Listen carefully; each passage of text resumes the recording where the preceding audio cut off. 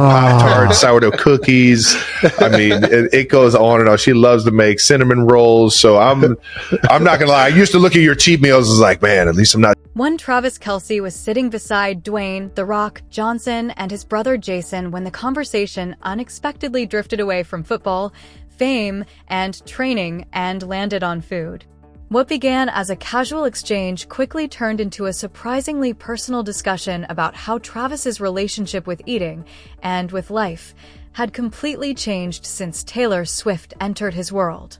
Travis admitted that for most of his NFL career, food was nothing more than fuel. Chicken, rice, vegetables, protein shakes, a repeat. It was functional, boring, and intentional.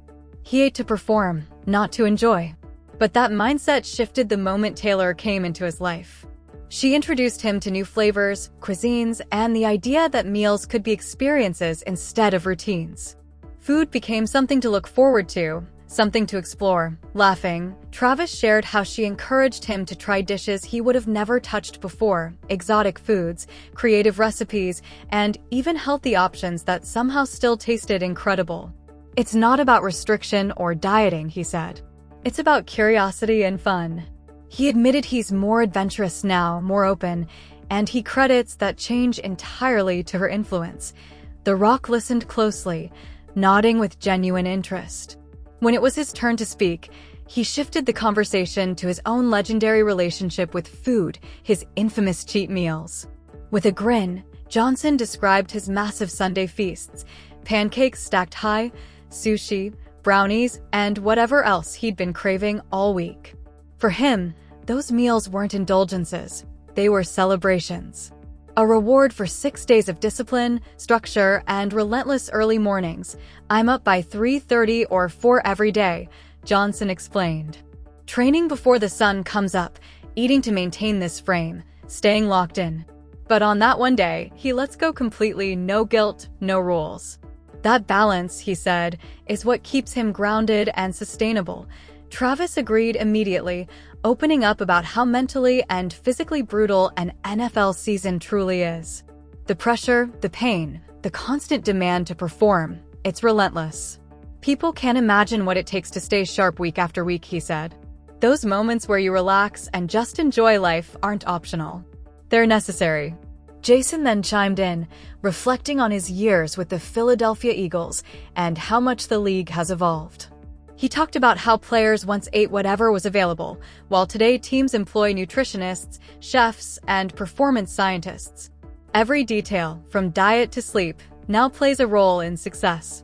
All three men nodded, acknowledging that at their level, nothing is small. Eventually, the conversation circled back to Taylor, and Travis visibly softened.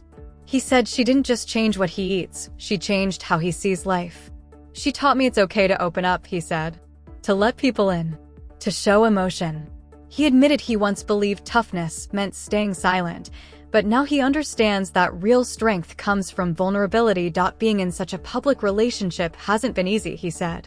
Every move they make becomes a headline. But it's also beautiful because she understands his world. The pressure, the scrutiny, the fame. That shared understanding is rare, Travis explained. And it's what makes this feel real and lasting. That honesty opened the door for Johnson to share something deeply personal. He spoke about his complicated relationship with his father, Rocky Johnson, a bond shaped by distance, toughness, and unspoken emotion. As he grew older and became a father himself, his perspective shifted. He began to see his dad not as cold or unloving, but as a man carrying his own scars. Choosing forgiveness over resentment, Johnson said, brought him peace and allowed them to heal before it was too late. "Forgiving him set me free," he admitted. That realization reshaped how he parents his own daughters, being present, expressive, and intentional with love. The mood lightened when the topic turned to Johnson's highly anticipated return to WWE. He described stepping back into the ring as coming home, feeding off the roar of the crowd and the electric energy of live performance. Travis immediately related, comparing it to running out of the tunnel at Arrowhead Stadium. "It's a vortex," he said. "Nothing else exists." The Rock smiled. That was exactly the word. A force that pulls you in and changes you. They discuss the parallels between football and wrestling, two worlds built on physical sacrifice, storytelling, and emotional connection. Johnson praised Travis's ability to rise under pressure, comparing him to the greatest performers he'd known. "You can't teach instinct," he said. When Jason asked about wrestling's physical toll, Johnson didn't hesitate.